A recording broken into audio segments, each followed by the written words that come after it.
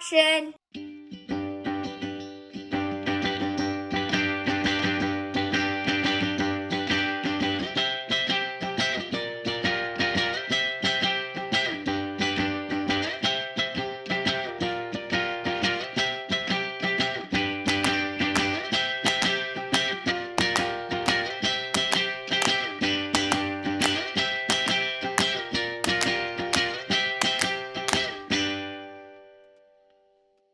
Hi, everyone. Welcome to another episode of All Talk with your host, me, Mike All. Thanks for joining in. Glad you guys are here. Hope everyone is staying healthy. Today, I've got a really great guest, very funny person. I've known him for a very long time. He's been on HBO, Comedy Central, just about every channel local here in Chicago that you can think of. He's been on it, and he's headlined every show that you can just about think of. So please, welcome my guest, Joey Villagomez. Hey, what's going on, Joey? What's up, Mike? How you doing, man? I'm doing well. It's good to see you. Real quick, get the boring but important stuff out of the way. You're healthy, family's healthy, everybody's doing good? Yeah, man, everybody's good so far, dude. Yeah, a couple of scares here and there, but everybody's well, man. That's good. Yeah, no, I think everyone's had a scare there. I have never been so scared of a cough in my life. Like if I cough or somebody around me coughs, I'm like, yeah, if you get an itchy throat or you sneeze more than 3 times, you're like, what the fuck? Yeah. Yeah, exactly. Even if you sweat at night. Right? What the fuck? Why am I sweating? Yeah. I know. Like I wake up like, why am I freezing? Oh, I don't have any covers on me. Yeah. Why does my back hurt? I got muscle pains now. Like, no, you worked out yesterday. So what have you been doing to stay active? Have you been do you have like some weights at the house or something? Man, I messed my leg up, remember? So I still got a fucked up leg. Right. So I mean, I'm working out, hopping along on crutches. I'm working out. My upper body strength is pretty dope. Yeah. But man, just been chilling, man. You know, a lot of Netflix and writing a ton of shit. So you're actually writing, like, or just like a lot of people that I've talked to, like they're having problems writing. I'm having problems writing because I'm, like I've explained before on the show, but like just for me, I'm a premise writer, and then I like to get on stage and figure it out. Right. Are you a premise writer, or do you like to write your shit out? Well, I write. I try to remember funny stuff that's happened in my life, and I write the stories out. Yeah. Have you ever seen those? Some of those Facebook posts. I'll post them once in a while. It'll be like true story, and I'll tell like some funny fucking story about school. A lot of that shit I'll turn into a bit. I don't really touch with premises too much. I touch more on, I remember that funny shit that happened 20 years ago, and I'll run with that. What I do is instead of premises, I'll break sets down into the topic of what I'm going to get to. Like, you know, like my first 10 minutes will be like, meeting my wife and having kids young, and then having a crazy dad, and then me raising 2 kids. You know, like I split it into sections instead of premise. Because I used to be a comic like that. Probably when I met you, when I used to do zanies back in the day. Yeah. But I became a storyteller because it was a lot more easier, dude. Yeah, because I remember that first time we met. I think your first 10 for 10 was my first 10 for 10, and that show was stacked, dude. That was like you, me, Russ Williamson, Michael Isaac, Kilgallen, Weatherup, Galati, Jeff. Yeah, it's all the rest in peace, Dan Roden. Yeah, Dan. Oh, that's right. Yeah, he was on that show too. That was a bunch of Russ Williamson. Man. Pat McGann was on some of those. Yeah, Pat McGann was on some of those, and now he's crushing. You're crushing it too, though, man. I mean, you've been doing a lot of stuff because you just did your the Ringer show that came out the end of January with Bill Burr. So I know kind of part of the story of how that went down, but like that wasn't something you applied for, right? Like Bill Burr found you because you were just putting out a ton of great content on the web, right? And Instagram, dude. Yeah, that shit just fell in my lap, dude. It was. It's one of those, it's one of those things we all wait for, like that big break or, man, would somebody notice my joke? Well, I have to give credit to the Chicago Laugh Factory because the joke that Bill Burr saw was the clip that they posted. That's the one that went viral. Okay. About my sister being a vegan. So within 2 days, that Instagram clip had like 700,000 views. Damn. No, not views, likes. Wow. On Instagram. Yeah. So I'm scrolling through and I noticed a lot of people with blue check marks have liked it. Yeah. Like Al Madrigal, fucking Leslie Jones from SNL. Damn. There's a few comics with blue check marks that liked it, and I never noticed Bill Burr liked it. But the next morning, I think it was like a Thursday morning, I'm just scrolling through Instagram, and I got the notification. You got a message from Wilfred Burr. I'm like, get the fuck out of here, Yeah, I know. And then you immediately go to that profile to make sure it's fucking legit or some spam ass account. Right. You're like, who's fucking with me? Right? Like, yeah, when you get the call, you're like, account. yeah, exactly. Or it's like Abby fucking with you or something. Like, yeah. That's not cool, man. or even somebody like Adam Carolla. Adam Carolla friends a lot of comedians on Instagram, but he doesn't run it. He doesn't run it at all. Oh, okay. He's got like 2 assistants. They completely run it. He barely is even on it. That's hilarious. But Bill Burr is actually active on his Instagram. Because that's crazy. Yeah, because the message was a simple message. It was like, hey, saw your stuff online. Love your style. You're hilarious. And that was it. That's all he said. So, I replied. It took me a while to reply, too, because you know how, like, you don't want to sound dumb. You don't want to reply right away, shit. Yeah, exactly. And then you don't want to send him a paragraph, like ass-kissing paragraph. Exactly. So what you don't want to sound like you don't want to sound like some little 15-year-old that just met fucking Justin Timberlake and shit. Right, exactly. Or some open micer. Oh man, you were yeah, some open micer that bumps into Hannibal. Yeah, exactly. Yeah, I don't want to come off like that, dude. So I waited a while. All I replied with, like 2 or 3 fucking sentences. It was simple, like, "Hey, Bill, it's an honor to hear that from you. Fucking love the feedback. You're one of my favorite comics. Thank you." That was it. That was the last of the conversation, bro. Never talked to Bill again. Yeah. So the next day, I think it was Friday. Yeah, it was a Friday. Me and Chris Higgins.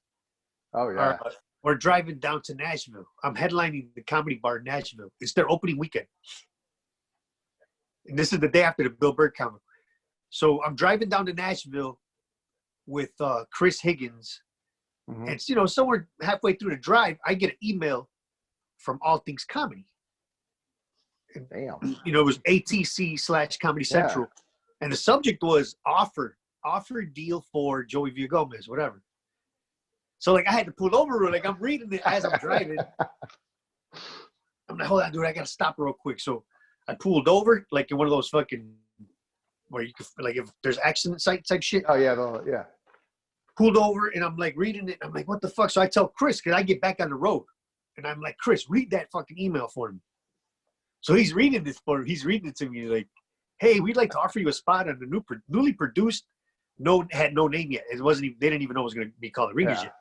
So, like, newly produced, no name of show yet, by All Things Comedy, produced by Bill Burr and Al Madrigal, whatever. Paying you this much to do this much time. If you want the spot, please sign by this date. And I had like a day to sign it. So it turns out I got added last minute. Like, it was already closed up pretty much. Yeah. They were going to leave it at 17 comics. They had 18 comics total, but they already had some. I guess they had someone lined up. But Bill Burr, the CEO of All Things Comedy, his name is Mike Bertolina. So those are the 3 guys that run it. Mike Bertolina, Al Madrigal, and Bill Burr. I didn't realize Al was a producer with that. That's awesome. So what Bill Burr and Al Madrigal do, they all they do is produce and find content. Yeah. But that guy Mike Bertolina is the actual CEO. He's the guy that makes the shit happen. Okay. So Bill Burr calls Mike Bertolina like at night, that same night, like, get him on the show, because they needed that one more spot. So it can be 3 comedians over 6 episodes. Okay. So, like, Mike Bertolina guy told me, he's like, Bill called me at the end of the night, dude, like, get him on the show. Like, send him, write up the contract and send it to him. So that's why All Things Comedy contacted me the next day for it. Wow, because they needed you quick too, because like that's why you said you only had like a day to sign it, because they had already like finalized everything else. Yeah, as soon as we got to that comedian's house that we stayed with, I don't know if you know who Brad Sativa is. Oh, I do. Yeah. Hey, he's hilarious, cool dude, man. Shout out to Brad. He Brad's awesome. let us crash with him. Nice. Yeah, so as soon as I got in there, I got on the fucking Wi-Fi, bam, did all that shit, signed everything, sent them the clip because I had everything on my MacBook. So I sent them the clip that I wanted on there because you had to wait to get it approved by the law department of Comedy Central. Sure. For the content or whatever. Sent them the whole clip, just waited a few days and they were like, bam, your clip is good. Had to send them pictures of the outfits. They just wanted it all prepared before the tape. Yeah. So yeah. How much time did you actually do? The what? How much time did you actually do on the show? I did about 8 minutes, and the total set is close to 6 minutes. Okay. Yeah. So they didn't cut out much. That's what I'd like. I watched my set, and they only cut out some of the part where I'm walking around Whole Foods, but they didn't take out too much, man. Because I was kind of worried about, they like to chop shit up. Yeah, because I remember when I watched that episode with you on it, I was like, that Whole Foods joke is great. They did a really good job of, because I didn't know if they had edited that or if you had edited it. Because I'd seen you do that before, right? And it's a much longer bit than what it is. Now that I do it now, it's much longer because I added so much more to it. Yeah. Dude, that was a year ago. Yeah, man. That's crazy. But yeah, I'm glad that they didn't edit too much of it because that's what a lot of us were worried about. Because they're going to cut that part out. They're going to cut that part out. Well, the thing also too so I watched all the episodes, and I think the thing that stuck out to me most about your episode is you had the same amount of stage time as everybody else, but they aired more face-to-face time of you and Bill than Bill with anybody else. Like your episode, you had probably a solid minute and a half. Oh yeah, one-on-one talk with Bill. And a little bit more back and forth. They didn't have that with the other people. It was like they told their story and Bill shook his head. But with you, they showed some of that back and forth that you and Bill had, and I liked that a lot more because it showed that a little bit more. It felt more personal than just a person telling their story and being done, and someone sitting there nodding. Yeah, exactly. Yeah. And what's funny is there's an extended clip of that. I posted it on my Facebook. It's total. It's like a whole 4 or 5 minute conversation between me and Bill. Yeah. So I opened for Bill in 2007 at Zany's in Vernon Hills. This is before he was. Hey, I got to co-headline that. I got to co-headline that place before it shut down, dude. Did you really? He let me and Russ. Bird let me and Russ Williamson co-headline that spot about 6 months before it shut down, dude. Dude, I wouldn't be surprised.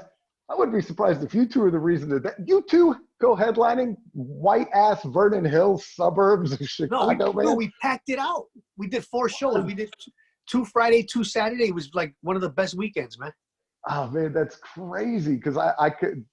Like up there, a big draw to them was like. Remember when Bert used to bring in those dudes from like soap operas at night? Oh yeah.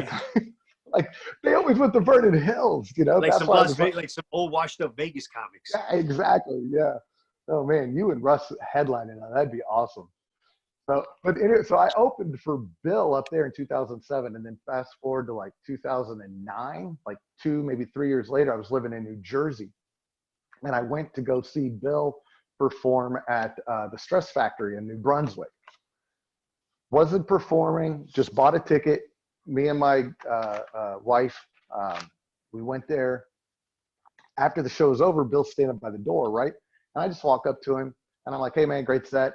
Really enjoyed it. Thanks a lot.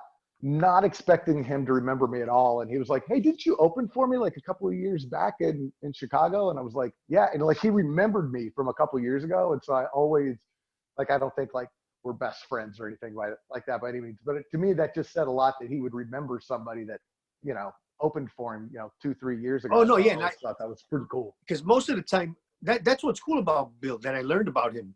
Just hanging out with him out there. And even his circle, like Robert Kelly's really cool. Mm-hmm. But he's fucking cool. If he likes you, he's cool as shit. I mean, he's not an arrogant prick. He's an angry soul. You know, he's one of those fucking fucking Yeah. shit. You know, he's one of those dudes. But he's so cool with people. I mean, he's like, I was just explaining this on another podcast about how many people you find out that he's helped in their careers. I mean, a lot of people that were hitting the scene, it was hard for them, and then he sees them, he likes their set. Hey, you're gonna open up with me in a couple weeks, and next you know they got a fucking special. So, you know, he's one of those dudes, man, and especially now that he has All Things Comedy. Al Madrigal is kind of known for that. Al Madrigal is known for seeing young guys, oh, hey, you want to write on a show with me? Hey, you want to open up for me?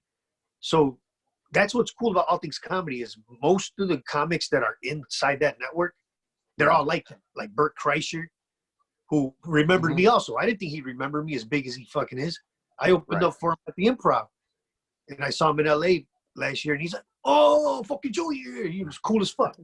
Yeah. But yeah, they're all, a lot of them are not like that. And then that's the thing, and then you see some guys who are not at that level. Right. But they treat you like Total that. dicks. Total dicks, dude. Total dicks. You ever heard of Jeremy Hotz? Oh, He's yeah. The Canadian comic?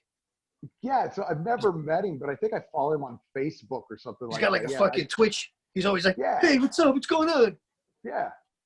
Like him, I opened up for him 3 times here at the Improv because he liked me, I guess. Mm-hmm.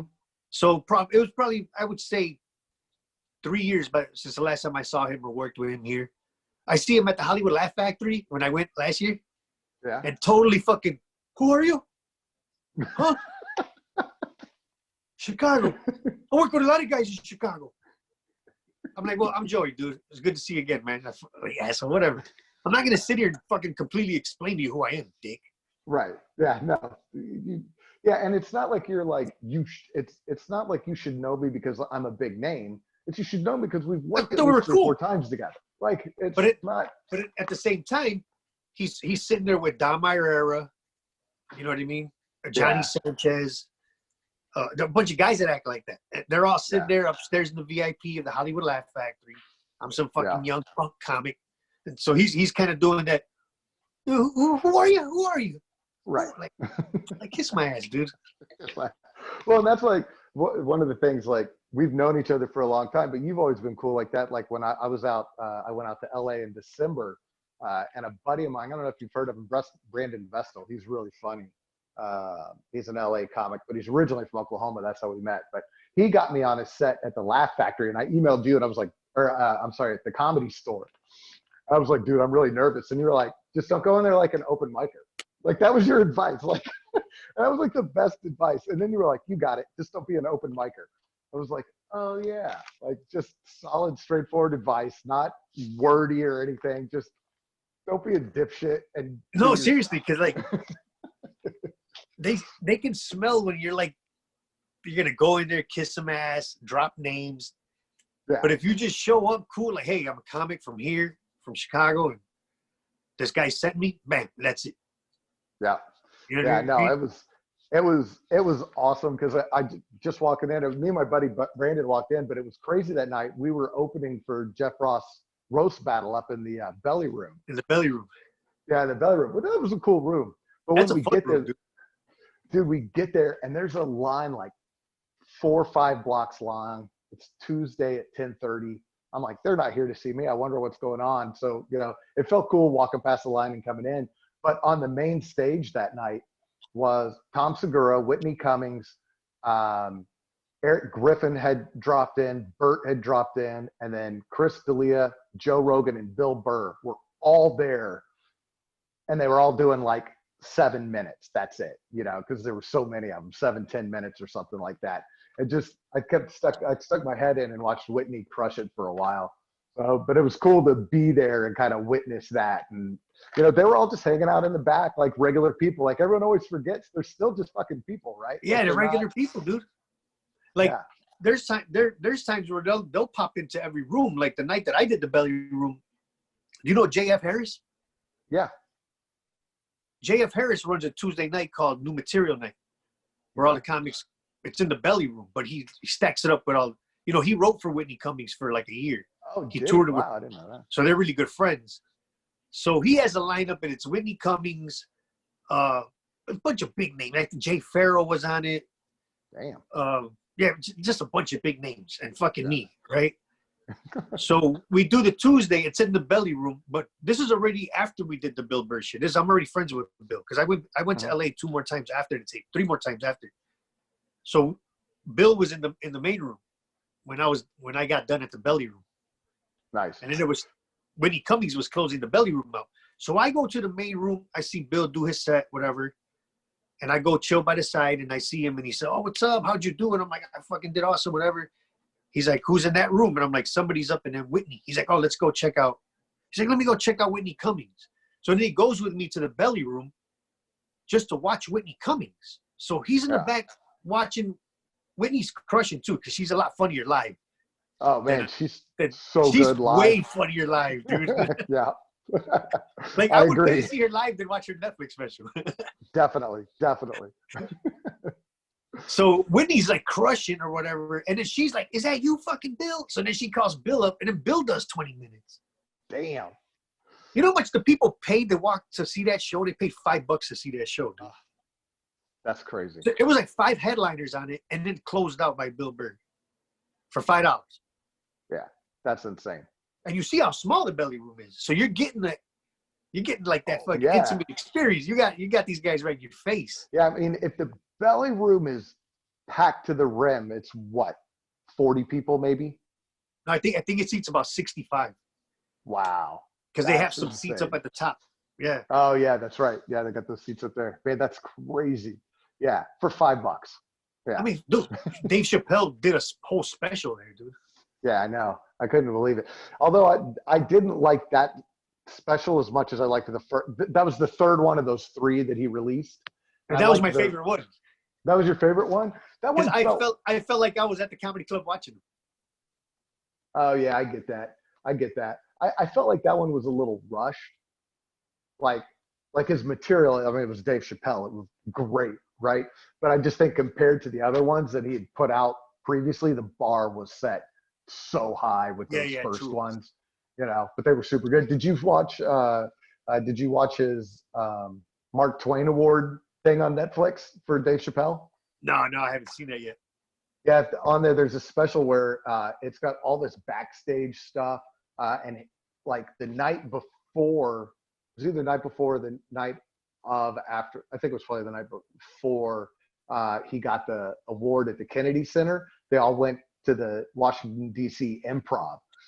So it's just like all these huge names in this little bitty improv room coming up for like 2.5 hours, just one after another, after another, after another. And so it's clips of that, and then clips of them like doing their set at the Kennedy Center for the actual award. It's really good, dude. If you're looking at it, if you need something else to watch.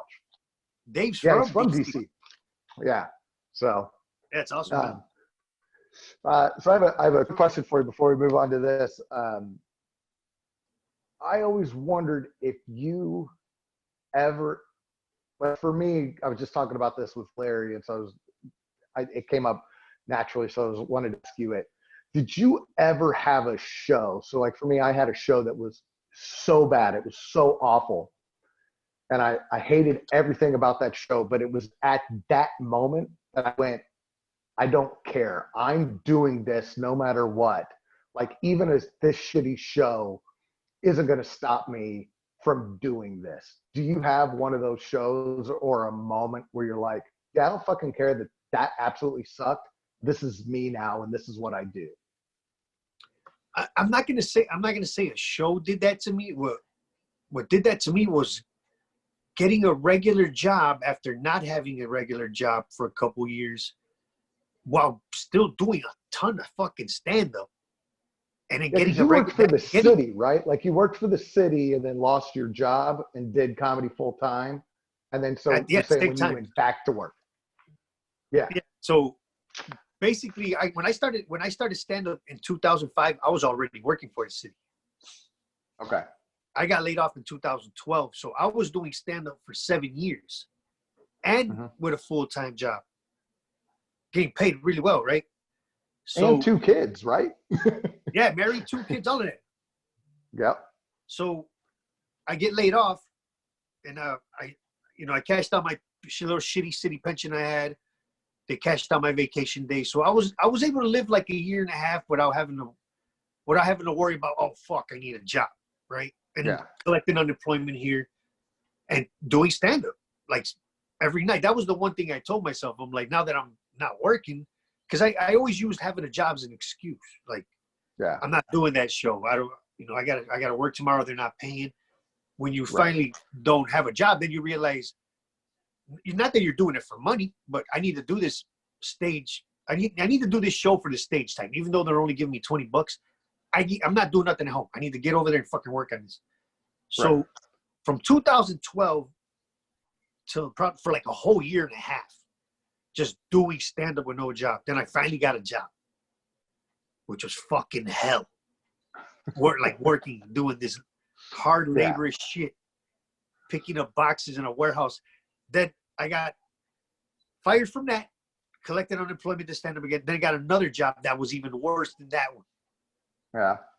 So between 2013 and 2016 or something like that, that was, it fucks with you, doesn't it? Don't you feel like it?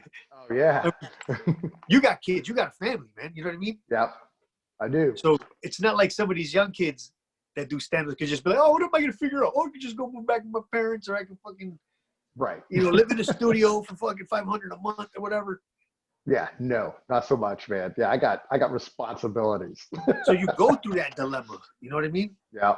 So that at that time it was kind of like, but at the same time, my kids were a lot bigger. They weren't small. Like they weren't 5, 6 years old anymore. One of them was already approaching 18. She's 21 now. The other one's 18. So it gave me that little leeway to be like, they're becoming responsible. They both have jobs. So, took a little bit off my back, where at one point it was just, all right, it's just me and my wife. These two are figuring it out. You know what I mean? Now let me figure this out. And then 2017, more shit started picking up. I went to LA for a little while. Moved to LA. Tried to move to LA very prematurely. Don't do that bullshit. Who are you living with out there? I got family. I was living with my aunt. I'm my dad's side. But just because you're the shit in Chicago doesn't mean you're the shit in LA, man. All right, you'll learn that right away, bro.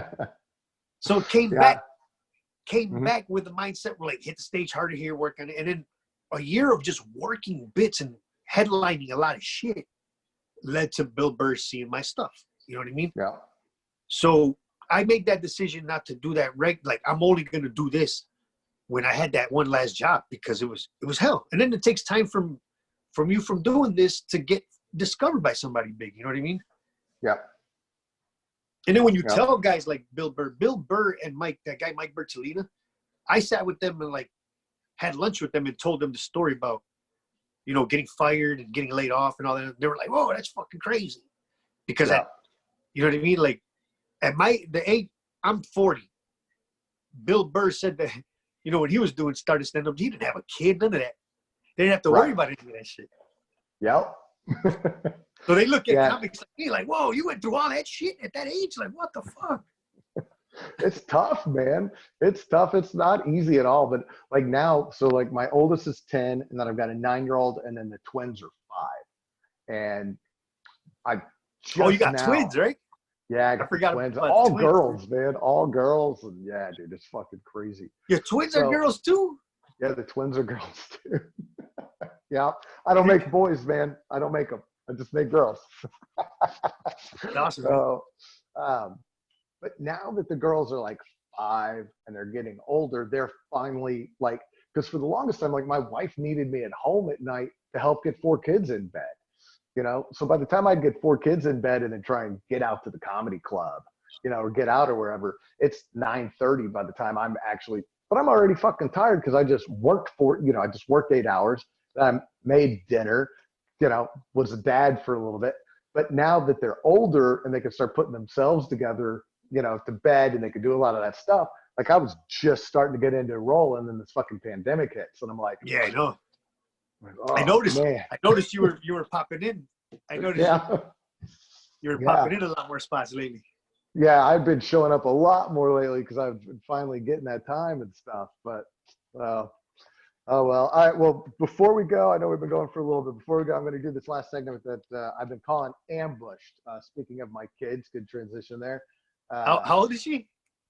My daughter, who's 10, wrote these down. She's tonight. 10 years old, and she's all right. I'm gonna get asked questions by a 10-year-old.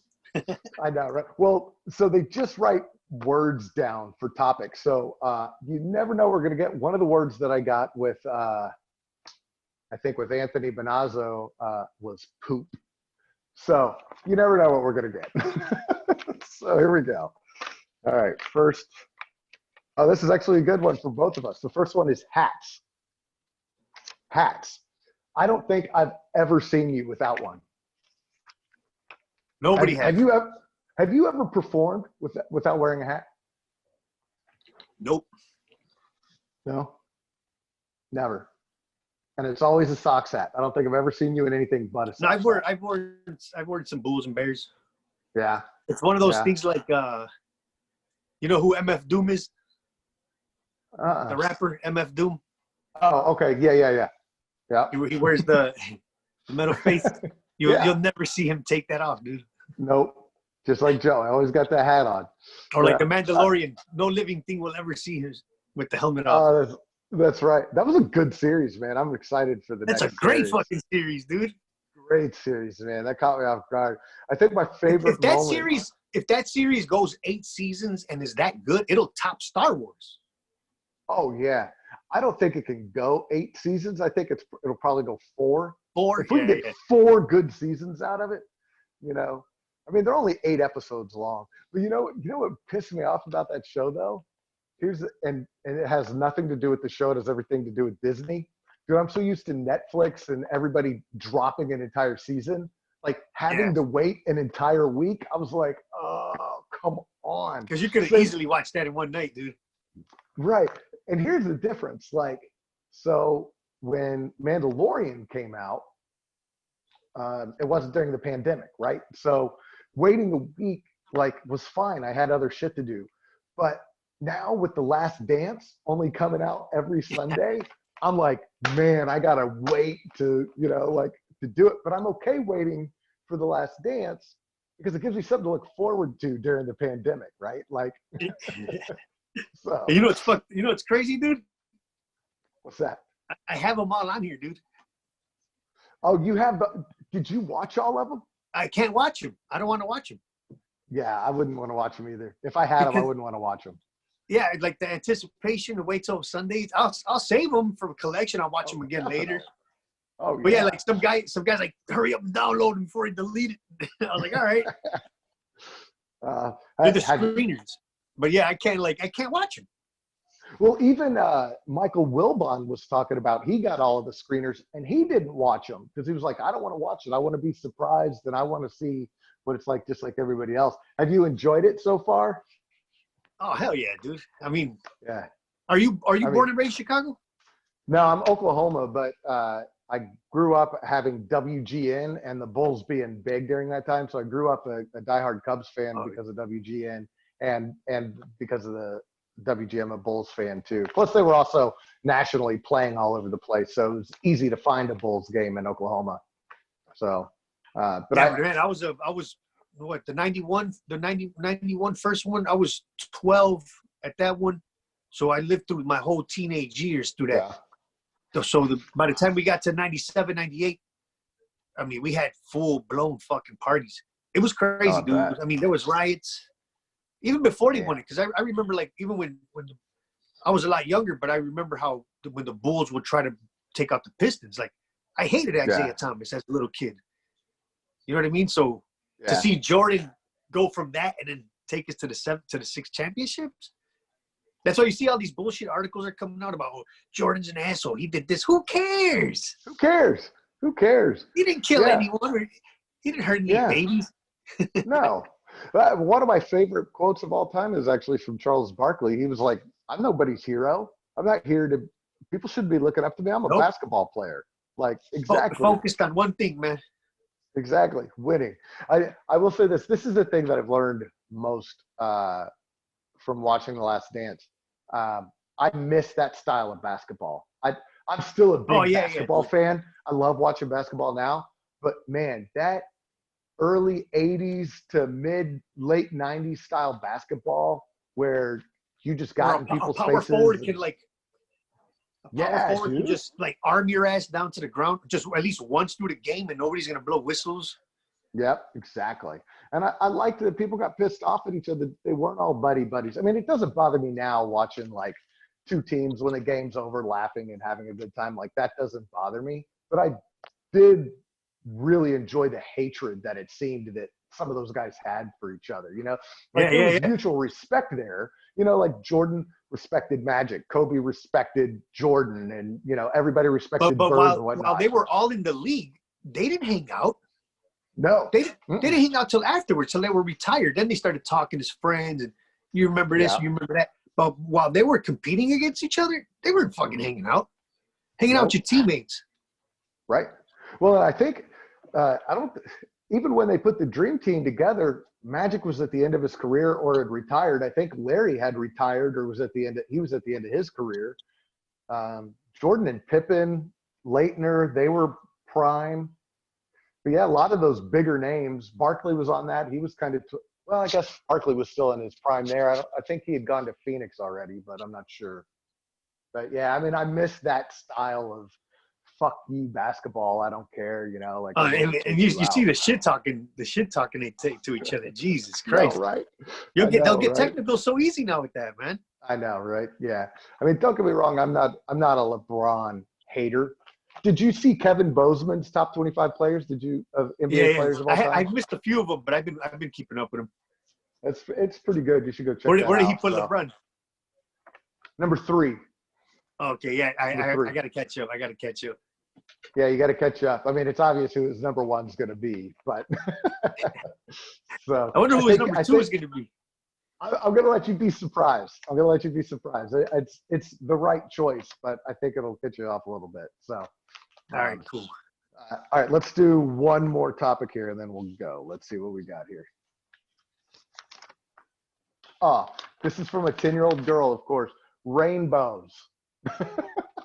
Rainbows? Rainbows.